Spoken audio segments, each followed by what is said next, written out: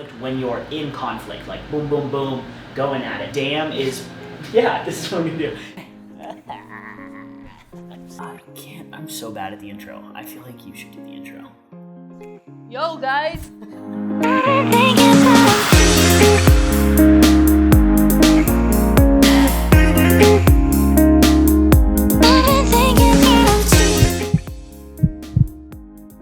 Hey everyone.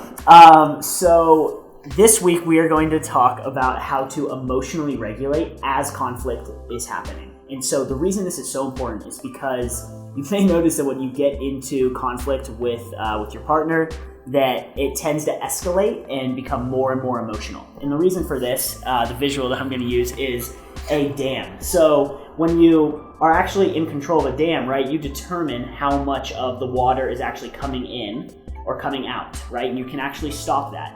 But what tends to happen when we become emotionally flooded is that the dam is down and we have no capacity to get it back up and stop the water from coming.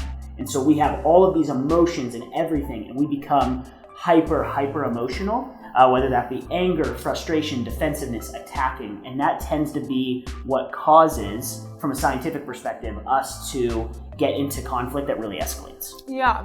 So when we look at our brain and what's happening to our brain during it, I'm going to use my hand as a model of the brain. So here is what we're going to say is the amygdala. That's the feelings part of our brain. It helps us go into fight, flight, or freeze mode when something really bad happens, but also when there is conflict. And so that happens a lot. Then we have our prefrontal cortex, and this is our rational problem-solving part of our brain. So it helps us just look at conflict rationally and be able to listen to the other person.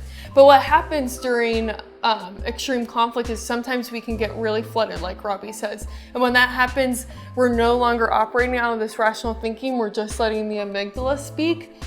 And so we are in that fight, flight, or freeze mode. We're just overwhelmed by our emotions and we can't seem to get out of it.